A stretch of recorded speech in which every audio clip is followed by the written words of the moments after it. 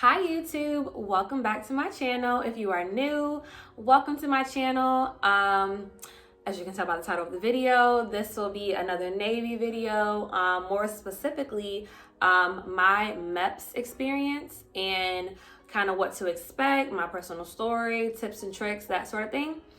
So if that's something that you're interested in, or if you just love me so much that you just want to watch this video, continue to watch. As always, make sure you like, comment, and subscribe. And without further ado, here is my Meps experience. So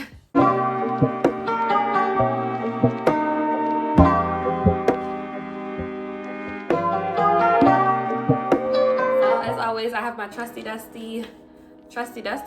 handy dandy, whatever. I got my notebook with all my notes so that I don't forget. I did go to Meps, 2 years ago, so I just didn't want to forget anything. So starting right off, before I went to Meps, I did take the PiCAT, which is a smaller version of the ASVAB. More specifically, PiCAT stands for the Pre-Screening Internet Delivered Computer Adaptive Test. So I took the PiCAT at my home, and then within like a 72-hour window, I was expected to take basically a shorter 20 to 30 minute version of exactly what I took online at my house, but in a proctored setting. So I believe I took the PiCAT at home on a Monday, and then the very next day, that Tuesday, because I didn't want to put it off, I went to a testing site, which my recruiter set all of that up, and I took that small mini version of the ASVAB. The goal of the PiCAT is to be more of like it's the same exact thing. You get the same exact subjects that you would on the ASVAB, but for me, having a little bit of a test anxiety, that worked better for me personally. It was nice. It was quiet in my home, and I can just actually focus. And when I took the version the next day, you're expected to, so let's just say, I'm just going to throw out a random number. Let's say if you get a 70 at home, you're expected to get within some sort of range. I do not know what that is, which will kind of like prompt them and flag them to say like, okay, this person actually did take the test themselves. Now, if you do score lower on that, mini test that you take the next day or within the next 72 hours, if you score lower, it will just automatically generate you to take the ASVAB test, and you'll have to take the whole thing, and then whatever you get that day, that will stand as your actual ASVAB score. So I had already taken my ASVAB before I went to Meps. And just a little side note about ASVAB, make sure you study, especially if you've been out of high school for a while like myself. Make sure you study up on your math, and there was like another subject about like labor, like auto parts and like that type of stuff. So make sure you actually study. They make, online free ASVAB study guide materials and flashcards, and whatever type of learner you are, make sure you do study before you actually sit and take the ASVAB so you can actually get a good score. So fast forward to after I, actually passed my test. I was given like this little envelope, I believe the same day. The proctor, he printed off my score, he put it in an envelope, sealed it up, and then he gave it to me, and he told me to give it to my recruiter. And then I gave it to my recruiter probably the next day because I was very excited to leave. And then from there, we set up when was good for me to go to Meps. So fast forward. When it was time for me to go to Meps, it was me and I believe 2 other recruits, and we drove up to Meps. So for me in my area, that was in like Northern Virginia, Richmond, I believe that's where we went. We got there, our recruiter pretty much, gave us what we needed, which was like our folder, I believe, and just made sure we were good. And then she left, and we checked into this hotel. When you go to the hotel, you are gonna have a roommate, which is probably different now because of the times that we're living in. But when I went, we had a roommate, we got our little room key, we got a pamphlet, we basically got like a code of conduct, rules, what to expect while you're staying in the hotel as far as behavior is concerned. We got basically a schedule as to when to come down for dinner and what time the bus will be leaving to actually go to the Meps facility. After that, we were pretty much released for liberty, if you will. And I pretty much just called it a night and went in my room, only came down for dinner, and just wanted to make sure I was studying and, you know, meditating and praying and getting ready for the next day, because it was a big deal for me. So the very next morning, we had a really early showtime. We had like a super early breakfast, and then we took this charter bus to the Meps facility. We were instructed to have our folder in one hand and our belongings in the other, which is so similar to thinking back when we went to boot camp. It was the same exact instructions. We went through a metal detector. We had to remove our jewelry, silence our phones. Once we got in, we took all of our belongings and put them in like these little cubbies, including our phones. And the only thing we had on our person was, I think, one proof of ID, our social, and then like your folder, what you came up to Meps with, that should have been provided to you by your recruiter. So after that, you go straight to getting fingerprints done, and then you will get issued a little an ID badge that you're gonna wear for the rest of the time there when you're at Meps. And that badge pretty much is an indicator as to what you individually need to accomplish while you're at Meps. Not everyone needs to do everything. Prime example, I myself had already taken the ASVAB, so that was not something that I needed to wear on my badge.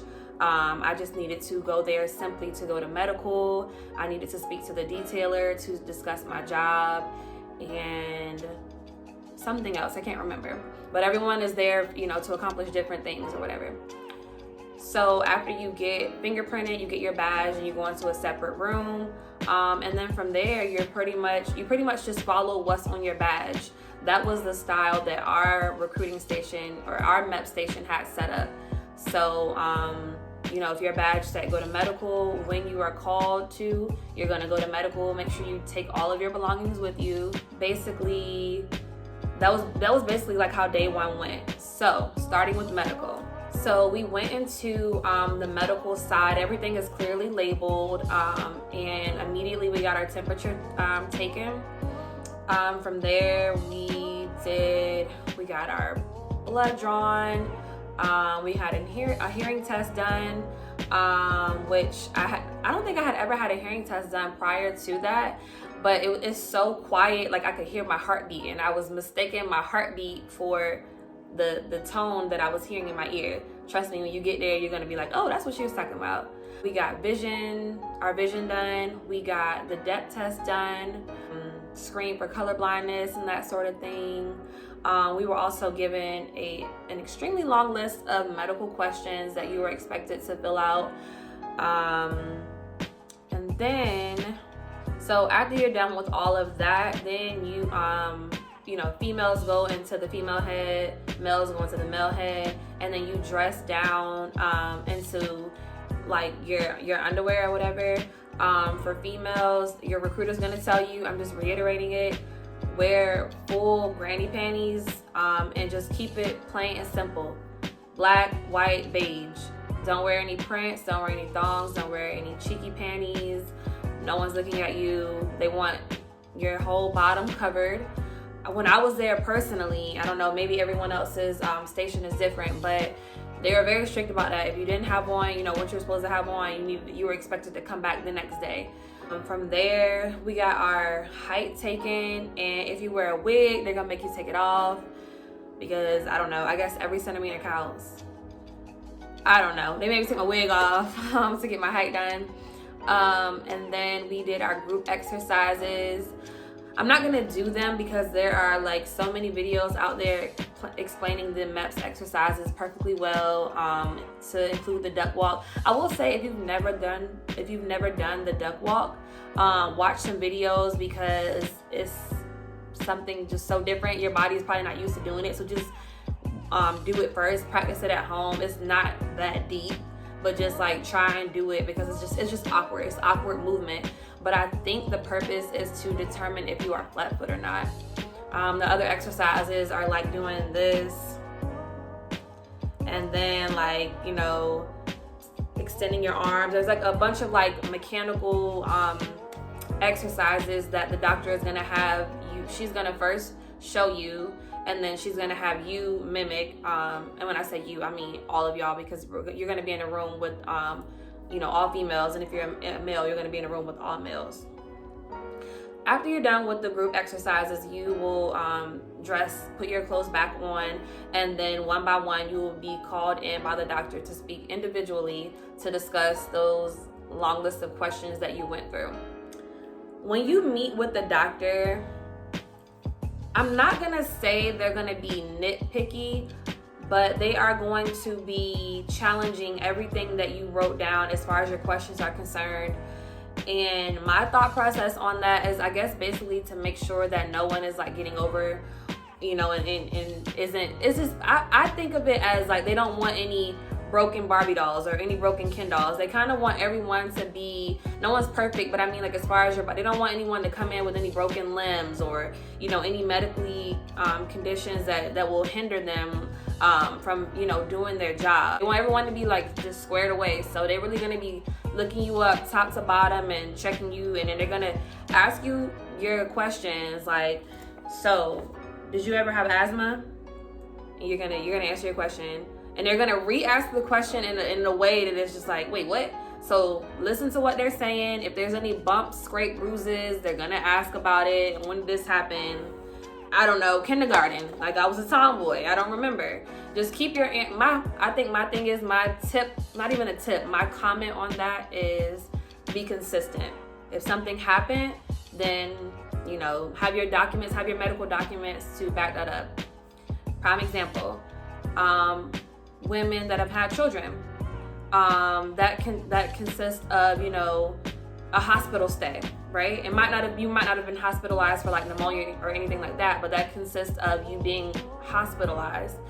So they're gonna want documentation for that. Make sure you bring everything. That's tip number, I don't even know what tip I'm on, but make sure you bring a backup for your backup, because if your recruiter made a human error, that's what we're gonna call it today, and didn't put it in your folder, then it's on you. And I'm telling you, the doctor will not pass you if your T's are not crossed and your I's are not dotted. They will not give you the medical pass to move on to the next step. They won't. So make sure you have all that situated. On that note, side note, even if you have any legal documents, like if you've been married before, you bring a copy of your marriage certificate. If you've been divorced, bring the divorce decree, bring everything that you think you might need. Just bring a copy. You want to have a copy of a copy, okay? Have a copy of a copy. Also, if you have any tattoos or any body piercings, they are going to make note of that. And I believe they wanted like a description of them and basically like the meaning behind them. So be prepared to, I guess, basically explain and justify any of those types of things. For me personally, when I went, I was all good medically, but the night before I did the dumbest thing.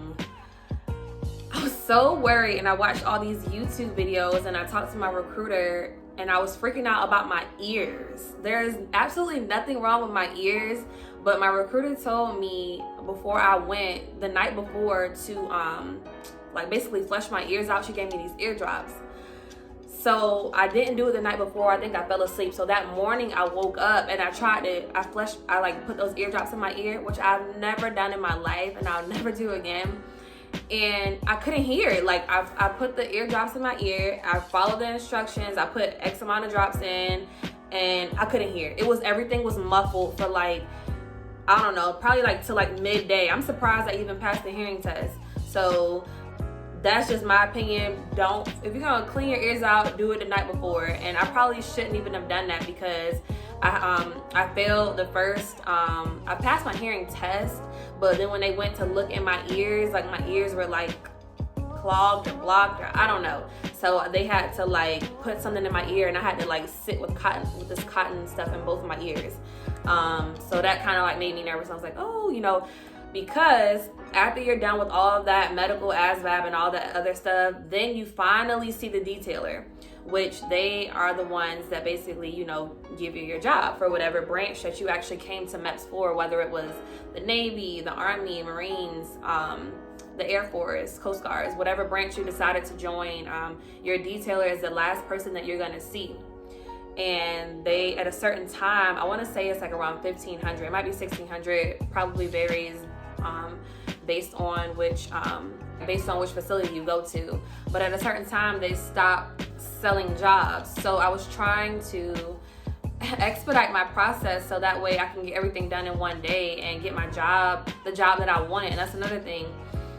There's so many other recruits that are there and they're choosing jobs, and everything is based off of first come first serve. So, and it's also availability and manning of that rate. So everything is factored in, and I was trying to make sure that I got to see the detailer in time to pick my rate that I wanted, which was corpsman. But by the time I had gotten to speak with the gentleman, corpsman was no longer available. It was available at the beginning of the day, but by the time I had got there, corpsman was not available. My personal second choice was the rate of PS, which is basically like an admin rate. That was my second choice. That also was not available. So I had an option to take the MA because my ASVAB score qualified me to do that rate. Or I could come back the next day and then, instead of going through that entire process, my specific badge for that next day, if I were to come back, would just basically say, speak with the detailer. And then I would just kind of discuss jobs from there.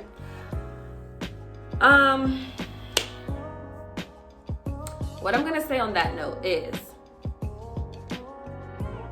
choose your rate, choose your fate.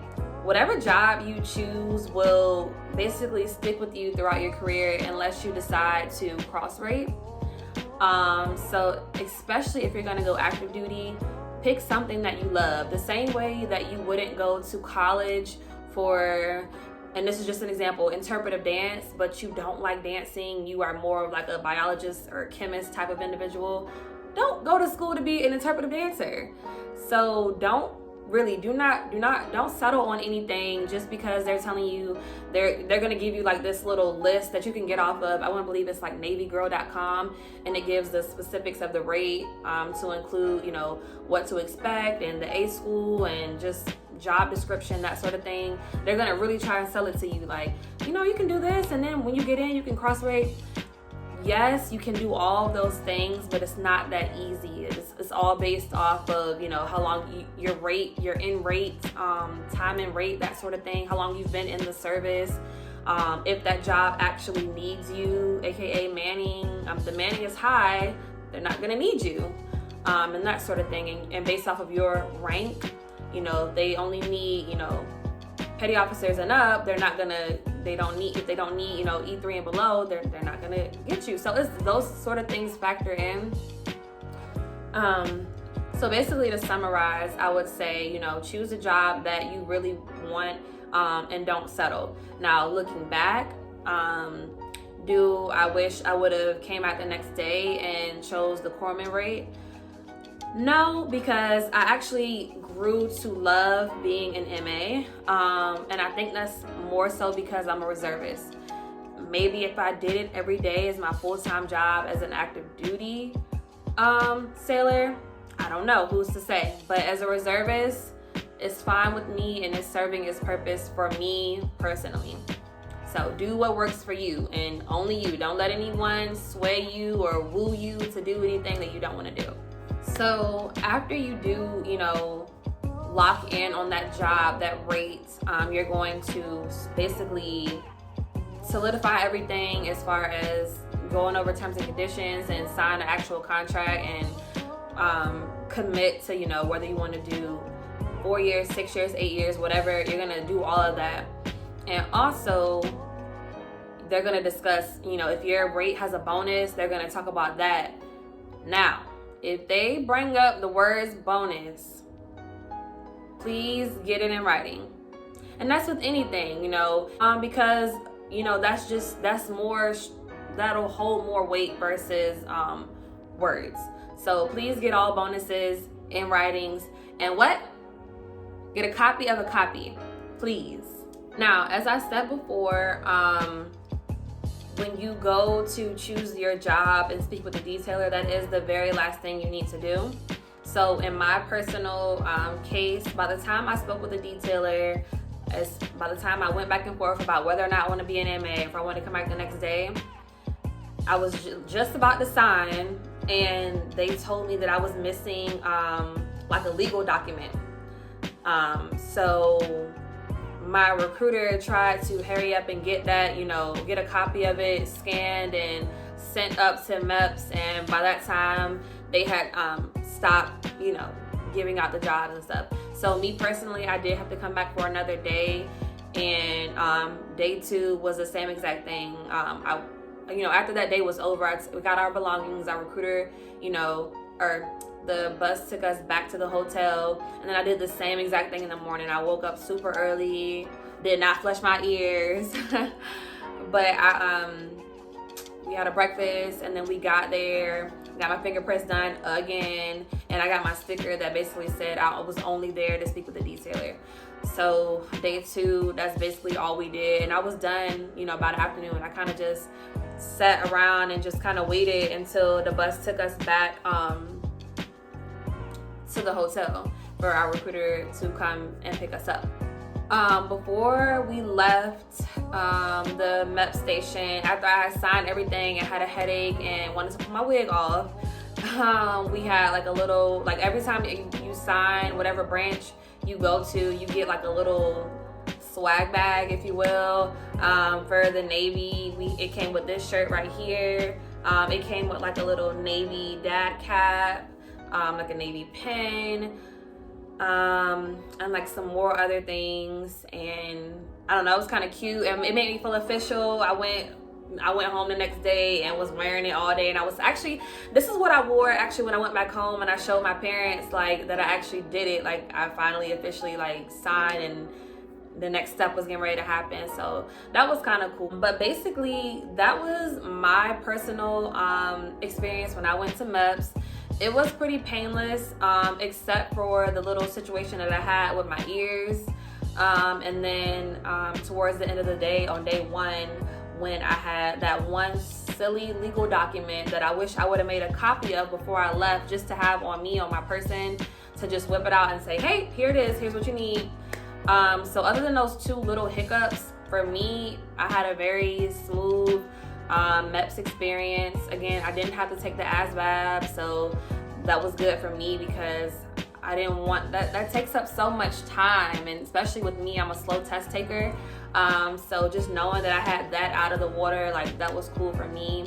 So I believe that was really all. I didn't write any other notes. If you all have any personal questions for me, if you wanted me to explain anything a little bit further, like I know I got a lot of questions about the PiCAT test specifically, because I know not a lot of people take that test, and I don't even know if it's really talked about that much, but it is an option. So definitely talk to your recruiter about it if that's something that you're interested in.